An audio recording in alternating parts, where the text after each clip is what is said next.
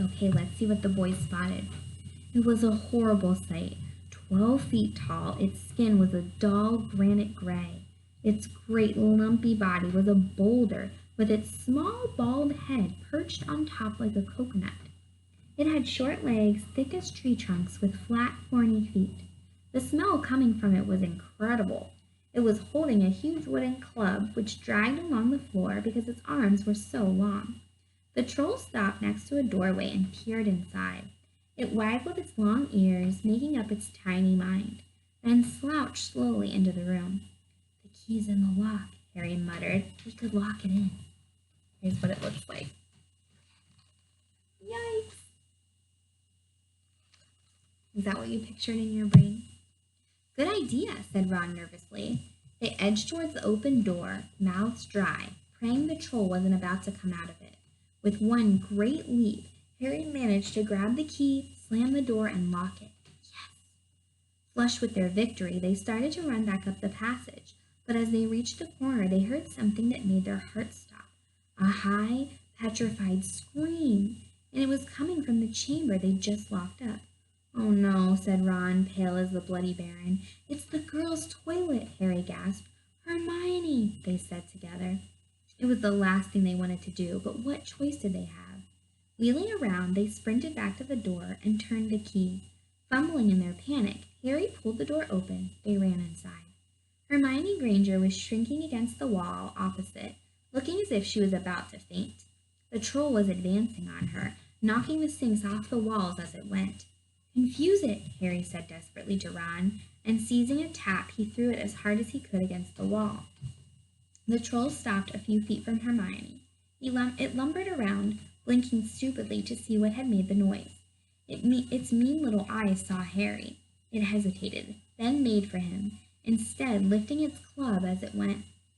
Oi, pea-brain, yelled Ron from the other side of the chamber, and he threw a metal pipe at it. The troll didn't even seem to notice the pipe hitting its shoulder, but it heard the yell and paused again, turning its ugly snout towards Ron instead, giving Harry time to run around it. Come on, run, run, run, Harry yelled at Hermione, trying to pull her towards the door. But she couldn't move. She was still flat against the wall, her mouth open with terror. The shouting and the echoes seemed to be driving the troll berserk. It roared again and started toward Ron, who was nearest and had no way to escape. Harry then did something that was both very brave and very stupid. He took a great running jump and managed to fasten his arms around the troll's neck from behind. The troll couldn't feel Harry hanging there, but even a troll will notice if you stick a long bit of wood up its nose.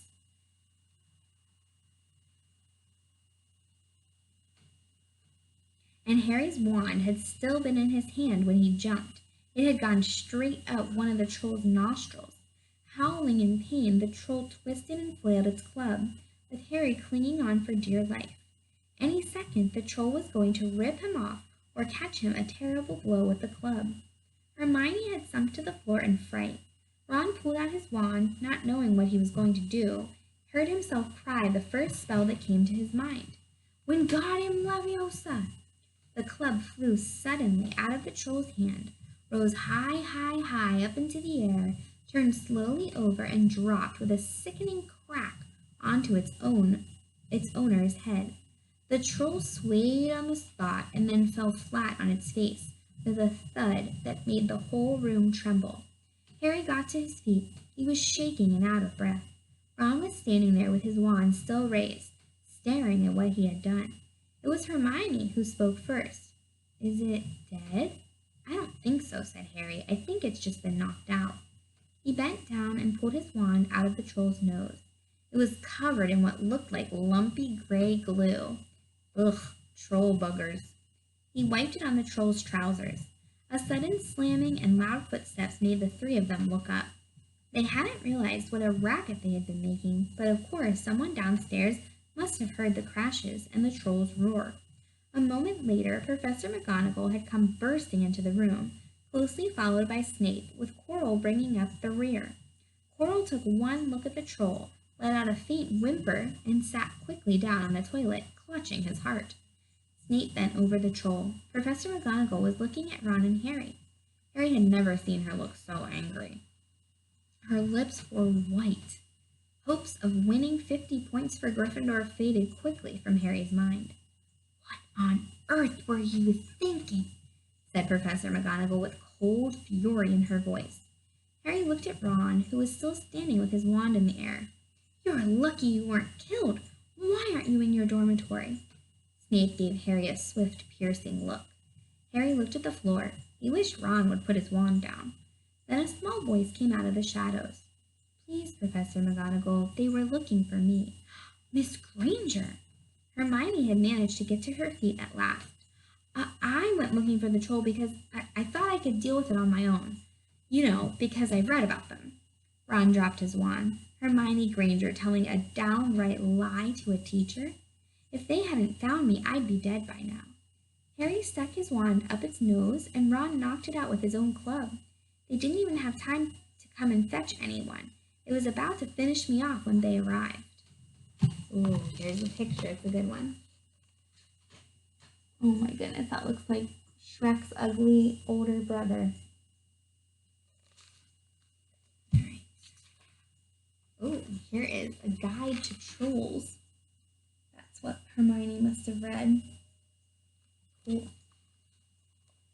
Let's see. It says, "Warning. Trolls are bad-tempered, ill-mannered, unpleasant creatures with little intelligence and no personality. They have a fondness for raw flesh and will gladly eat humans." Let's see. Trolls are characterized by their large size and strength. They possess a thick skin often covered in horny growths or cobbles, which litter the floor of troll caves. Yucky. Harry and Ron tried to look as though this story wasn't news to them. "Well, in that case," said Professor McGonagall, staring at the three of them, "Miss Granger, you foolish girl, how could you think of tackling a mountain troll on your own?" Hermione hung her head. Harry was speechless. Hermione was the last person to do anything against the rules, and here she was, pretending she had to get them out of trouble. It was as if Snape had started handing out sweets. "Miss Granger, 5 points will be taken from Gryffindor from this," said Professor McGonagall. "I am very disappointed in you. If you're not hurt at all, you better get off to the Gryffindor Tower. Students are finishing the feast in their houses." Hermione laughed. Professor McGonagall turned to Harry and Ron. "Well, I still say you were very lucky, but not many first years could have taken on a full-grown mountain troll. You each win Gryffindor 5 points. Professor Dumbledore will be informed of this. You may go."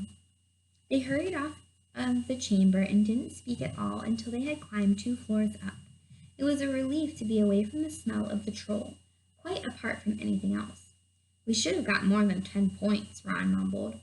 5, you mean, once she's taken off Hermione's. Good of her to get us out of trouble like that," Ron admitted. "Mind you, we did save her." "She might not have needed saving if we hadn't locked the thing in with her," Harry reminded him. They had reached the portrait of the fat lady. "Pig snout," they said, and entered. The common room was packed and noisy. Everyone was eating the food that had been sent up. Hermione, however, stood alone by the door, waiting for them. There was a very embarrassed pause. Then, none of them looking at each other, they all said, "Thanks," and hurried off to get plates. But from that moment on, Hermione Granger became their friend. There are some things you can't share without ending up liking each other, and knocking out a 12-foot mountain troll is one of them. And that's really Ron, Harry, and Hermione's first big adventure at Hogwarts. Okay, that is the end of chapter 10. So good. I hope you're enjoying it.